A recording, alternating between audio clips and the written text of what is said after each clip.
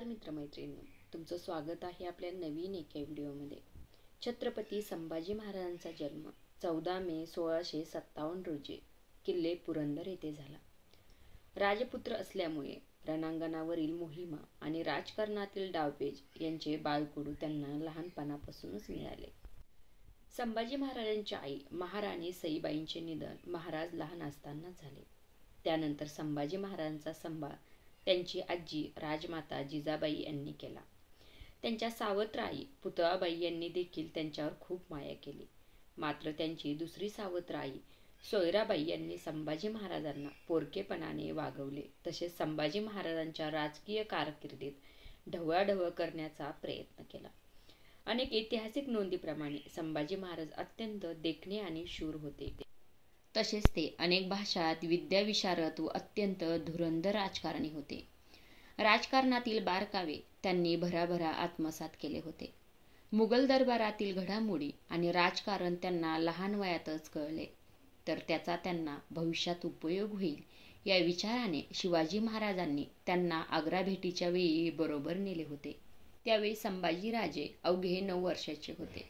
छत्रपती शिवाजी महाराज कैदेतून निसटल्यानंतर स्वराज्यापर्यंतची धावपळ संभाजीराजांनी सोसू नये आणि त्यामुळे त्यांना काही काळ सुरक्षित ठिकाणी ठेवणे गरजेचे होते। त्यामुळे शिवाजी महाराजांनी त्यांना मोरोपंत पेशव्यांच्या मेहुण्यांच्या घरी मथुरेला ठेवले।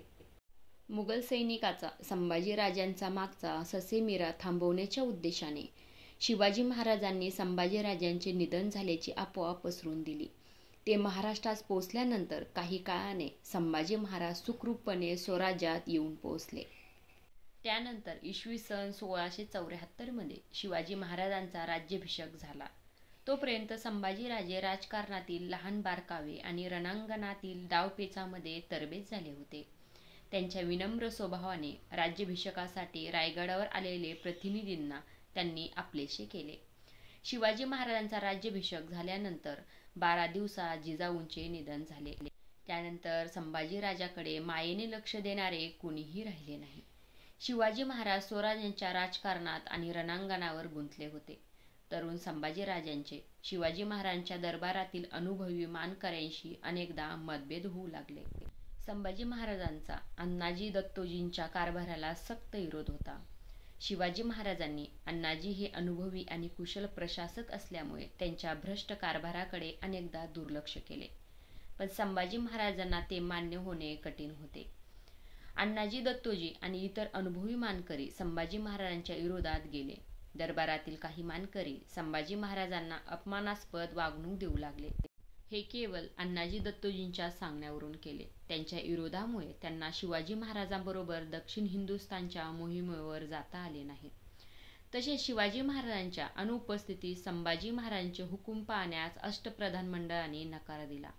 त्यामुळे शिवाजी महाराजांना कोकणातील शृंगारपूरचे सुभेदार म्हणून संभाजी महाराजांना पाठवावे लागले। व्हिडिओ शेवटपर्यंत बघितल्याबद्दल मनापासून धन्यवाद आणि हे विचार कसे वाटले हे कमेंट करून सांगायला विसरू नका। आणि असेच नवनवीन व्हिडिओ पाहायला आवडत असतील तर चॅनलला जरूर सबस्क्राईब करा आणि लाईक करायलाही विसरू नका। धन्यवाद।